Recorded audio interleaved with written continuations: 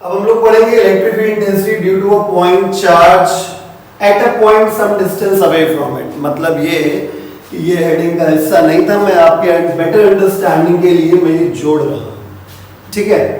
मतलब ये है कि हमें इलेक्ट्रिक फील्ड इंटेंसिटी निकालनी है एक पॉइंट चार्ज की वजह से। एक पॉइंट चार्ज दिया जाएगा और बोला जाएगा कि इससे 10 सेंटीमीटर, 20 सेंटीमीटर, 30 सेंटीमीटर की डिस्टेंस पे एक पॉइंट है, वहां पे आपको इलेक्ट्रिक फील्ड इंटेंसिटी कैलकुलेट करना है। बात समझ में आ रही है आपको?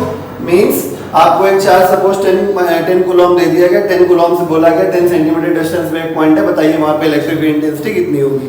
तो ऐसा जब क्वेश्चन आएगा तो उसको कैलकुलेट करने के लिए क्या फॉर्मूला होना चाहिए हमारे पास, वो हम आपको बताने जा रहे हैं, ठीक है। देखिए, मान लीजिए कंसीडर द सिचुएशन, हालात ये है कि हमारे पास एक जो चार्ज है वो प्लस क्यू है, ठीक है। ये O पॉइंट पर रखा हुआ है और इससे कुछ डिस्टेंस पर एक पॉइंट P है, ठीक है, जिसकी डिस्टेंस इस O पॉइंट से कितनी है? R है। कितनी डिस्टेंस है? R डिस्टेंस है, ठीक है। इस R डिस्टेंस की वजह से, मतलब इस चार्ज की वजह से इस P पॉइंट पे हमें इलेक्ट्रिक फील्ड इंटेंसिटी कैलकुलेट करनी है, ठीक है ना। तो आपको अगर याद हो तो मैंने आपको सिखाया था इलेक्ट्रिक फील्ड इंटेंसिटी निकालने का फंडामेंटल वे क्या होता है, बताता हूं मैं आपको। We know that electric field intensity at any point P is equal to force experienced on that point upon charge placed on that point। याद है आपको? इलेक्ट्रिक फील्ड इंटेंसिटी अगर आपको निकालनी है तो उस जगह कितना फोर्स है अपॉन कितना चार्ज है उसका रेशियो करना पड़ता है, तब जाके इलेक्ट्रिक फील्ड इंटेंसिटी निकलती है। यहीं से शुरुआत करनी पड़ेगी। यानी इस फॉर्मूले को अगर आपने जान लिया तो इसका मतलब ये हुआ कि अब आप रेडी हो, ठीक है। अब आपको पता है कि हमें क्या करना है। अब आपको पता चल गया कि हमें एक चार्ज P पॉइंट पे एज्यूम करना पड़ेगा। तो मान लेते हैं let there is a positive charge QP। Generally positive लिया जाता है, पॉजिटिव लेने में फायदा है। क्या फायदा है? कई बार बता चुका हूं। पॉजिटिव लेने से क्या होता है कि डायरेक्शन निकालना आसान होता है। फोर्स की डायरेक्शन पता चल जाए तो वही डायरेक्शन फील्ड इंटेंसिटी की हो जाएगी। अगर फील्ड इंटेंसिटी की डायरेक्शन पता चल जाए तो वही डायरेक्शन फोर्स की हो जाएगी। तो पॉजिटिव होने में फायदा होता है। नेगेटिव होने में क्या है? रिवर्स करना पड़ेगा। दिक्कत नहीं है, लेकिन थोड़ा सा दिमाग प्रोएक्टिव रखना पड़ेगा, है ना। तो सबसे पहले हम लोग फोर्स निकाल लेते हैं। तो दो चार्ज के बीच लगने वाला, देखिए चार्ज तो हमने अज्यूम कर लिया, अब क्या चाहिए? चार्ज हो गया, अब क्या चाहिए? Force.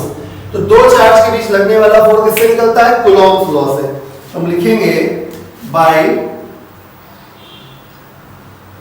Coulomb's law, by Coulomb's law. तो माय डियर, कूलॉम्स लॉ ये वेक्टर फॉर्म में लिखना पड़ेगा क्योंकि वेक्टर नोटेशन लगा हुआ है। तो आपको मैंने बताया था कि आप कैसे लिखते हो, पहले मैग्नीट्यूड लिखते हो, साथ में डायरेक्शन लिखते हो, राइट। तो देखिए मैं आपको बताता हूं मैग्नीट्यूड क्या होता है। 1/4 pi epsilon not Q1 Q2। जैसे यहाँ पे Q1 कितना है? Capital Q। Q2 कितना है? QP। और बीच की डिस्टेंस का स्क्वायर R स्क्वायर, ये हो गया मैग्नीट्यूड। अब फोर्स की डायरेक्शन R कैप होती है, R कैप लेते थे हम लोग डायरेक्शन में, ठीक है, कोई टेंशन नहीं है।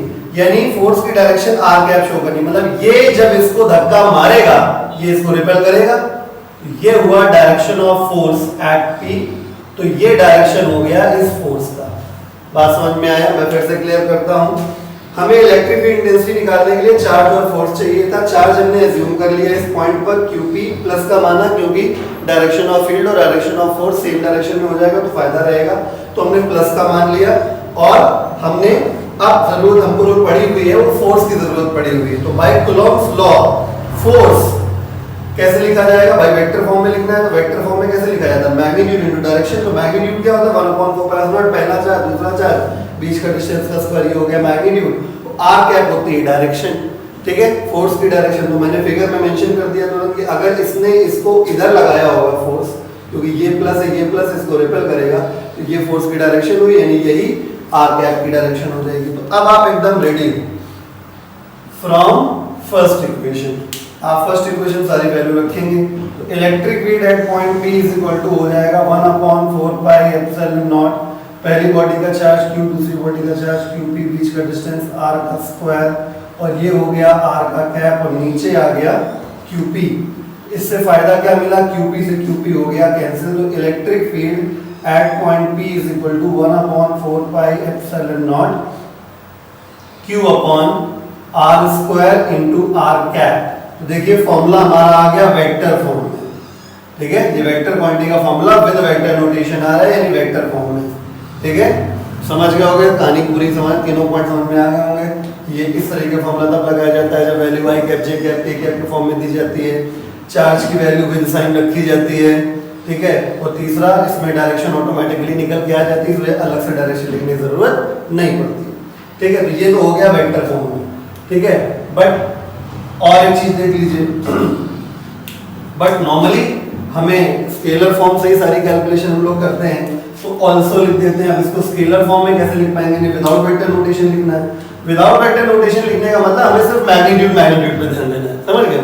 विदाउट वेक्टर नोटेशन मतलब डायरेक्शन छोड़ दीजिए, केवल मैग्नीट्यूड पे ध्यान दीजिए। तो electric field at point P is equal to हो जाएगा, देखिए वेक्टर नोटेशन हटा दिया, मैग्नीट्यूड रह जाएगा 1/4 pi epsilon q upon r square, magnitude. और ये r कैप का मैग्नीट्यूड कितना होता है, 1, यूनिट वेक्टर का मैग्नीट्यूड होता है 1।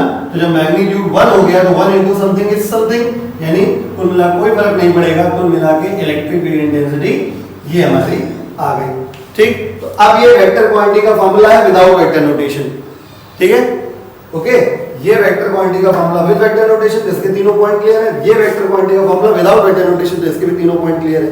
पहला कि ये फॉर्मूला तब लगाया जाता है जब सिर्फ मैग्नीट्यूड ही दिए होते हैं, आई कैप जे कैप के फॉर्म में नहीं दिया होता है। दूसरा, जब भी फॉर्मूला यूज किया जाएगा तो हमेशा चार्ज की वैल्यू विदाउट साइन रखी जाएगी, ठीक है। वेक्टर क्वांटिटी के विदाउट वेक्टर नोटेशन वाले फॉर्मूले में चार्ज की वैल्यू भी विदाउट साइन रखी जाती है। तीसरी बात, जब आंसर आएगा तो केवल मैग्नीट्यूड ही आएगा, तो डायरेक्शन तुमको अलग से लिखनी पड़ेगी, ठीक है। तो अब बात आ जाती है डायरेक्शन निकालने की। तो direction of electric field intensity eight P। तो डायरेक्शन फिर वही बात, आसान सी चीज है क्या, कि आप उस जगह पॉजिटिव चार्ज अज्यूम करेंगे जिस जगह पे आपको बहुत इंपॉर्टेंट पॉइंट है, बहुत, यानी यहां पे कोई चार्ज था नहीं, समझ रहे हैं। तुम्हें अपने मन से मानना पड़ेगा कि यहाँ पे पॉजिटिव चार्ज है डायरेक्शन निकालने के लिए, ठीक है। जब आप यहाँ पे पॉजिटिव चार्ज मान लेंगे तो आपको ऑटोमेटिकली किसका डायरेक्शन मिल जाएगा, फोर्स का, ठीक है। जिस प्रकार से ऐसे मिला कि हमने प्लस माना, इस प्लस ने इस प्लस को धक्का दे दिया, तो ये फोर्स का डायरेक्शन आ गया। फिर अपना बेसिक प्रिंसिपल क्या कहता है कि अगर पॉजिटिव चार्ज माना है वहां पे, तो जो डायरेक्शन फोर्स का होगा वही डायरेक्शन किसका हो जाएगा, फील्ड का हो जाएगा। तो तरीका ये है, assume positive charge at point P and detect the direction of electrostatic force, and this direction will be same as that of electric field intensity at that point. समझ गए, यानी जिस जगह पे डायरेक्शन निकालना है उस जगह पे पॉजिटिव चार्ज मान के फोर्स का डायरेक्शन निकालिए, जो डायरेक्शन फोर्स का आएगा वही डायरेक्शन फील्ड का आ जाएगा। यानी मुझे कोई शक नहीं है कि इस जगह पे मैंने पॉजिटिव माना, फोर्स की डायरेक्शन इधर थी, तो यही डायरेक्शन इलेक्ट्रिक फील्ड इंटेंसिटी का भी हो जाएगा। मैं और भी कई बातें क्लियर कर देता हूं। ये वेक्टर क्वांटिटी है और ये विद वेक्टर नोटेशन है, ताकि आपको याद रहे, तीनों बातें आपको याद आ जाए। और ये वेक्टर क्वांटिटी है और फॉर्मूला विदाउट वेक्टर नोटेशन है, मैं बार बार नहीं लिख सकता, ठीक है। तो बस आपको समझना होगा, with vector notation vector quantity formula होता है तो कौन से 3 पॉइंट्स होते हैं, और विदाउट वेक्टर नोटेशन जब इलेक्ट्रिक फील्ड का फॉर्मूला होता है, मतलब वेक्टर का फॉर्मूला होता है, तो हम लोग 3 कौन-कौन से पॉइंट्स याद रखते हैं, ठीक है। हाँ, एक बात जो मैं और बता सकता हूँ आपको, यहाँ पे जो एडिशनली आपको ध्यान रखनी है कि इतना याद रखिएगा, ये Q है हमारा रिस्पॉन्सिबल चार्ज। ऐसे आपको क्वेश्चन करने में और डेरिवेशन करने में आसानी रहेगी। रिस्पॉन्सिबल चार्ज वो चार्ज जिसकी वजह से हमें इलेक्ट्रिक फील्ड इंटेंसिटी निकालनी है। और R है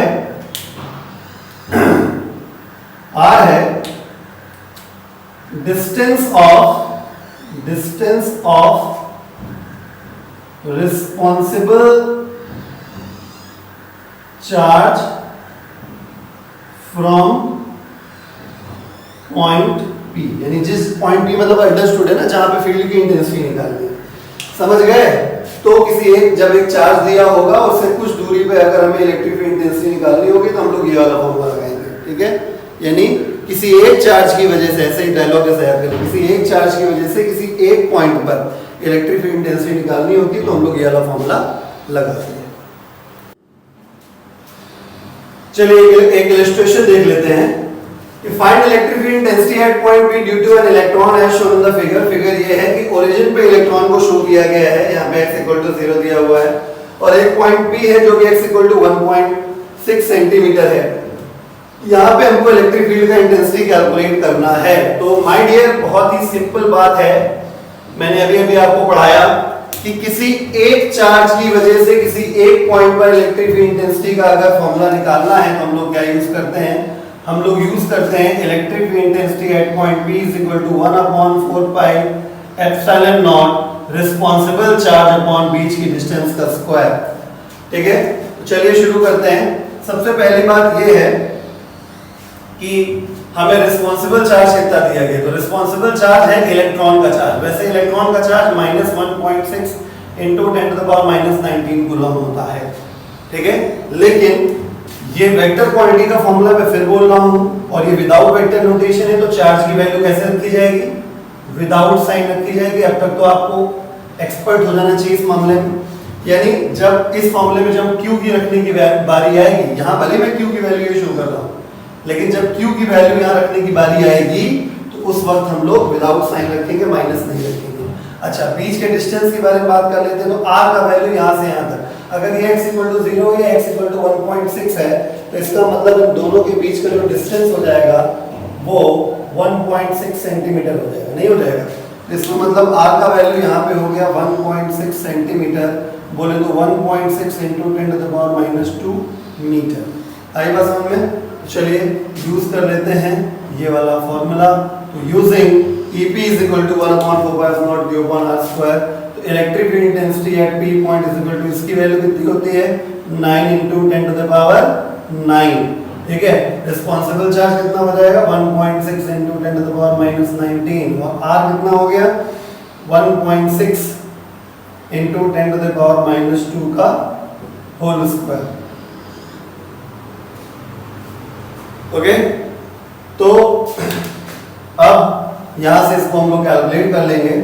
तो कैलकुलेशन के बाद आएगा electric field intensity at point P = 5.625 × 10⁻⁶ Newton पर कूलम। क्या आंसर पूरा हो गया? नहीं, अभी डायरेक्शन लिखना बाकी है, क्योंकि वेक्टर क्वांटिटी के विदाउट वेक्टर नोटेशन वाले फॉर्मूले में जब आंसर आता है तो सिर्फ मैग्नीट्यूड आता है, जैसे कि आया हुआ है, डायरेक्शन अलग से लिखनी पड़ेगी। तो डायरेक्शन निकालने मैंने क्या तरीका बताया था, देखिए फिर से। डायरेक्शन निकालने के मैंने बताया था जिस जगह पे आपको मतलब फील्ड निकालनी हो इंटेंसिटी, उस जगह पे अपने मन से एक पॉजिटिव चार्ज अज्यूम कर लीजिए और वहां पे फोर्स का डायरेक्शन निकालिए। तो ये देखिए, ये इलेक्ट्रॉन है और ये प्लस है, तो इलेक्ट्रॉन इस प्लस को क्या करेगा? अपनी तरफ अट्रैक्ट कर लेगा। तो ये हो गया direction of force at that point. ठीक है, बस में इलेक्ट्रॉन नेगेटिव चार्ज होता है, ये प्लस मान लिया, तो इलेक्ट्रॉन इसको अपनी तरफ खींचेगा। तो जिस तरफ फोर्स लग रहा होगा, पॉजिटिव चार्ज है, जिस तरफ फोर्स लग रहा होगा वही डायरेक्शन किसका हो जाएगा? इलेक्ट्रिक फील्ड इंटेंसिटी का भी हो जाएगा। यानी डायरेक्शन किधर आया? Towards negative x axis. ठीक है, तो आप डायरेक्शन में लिख देंगे टुवर्ड्स नेगेटिव एक्स डायरेक्शन।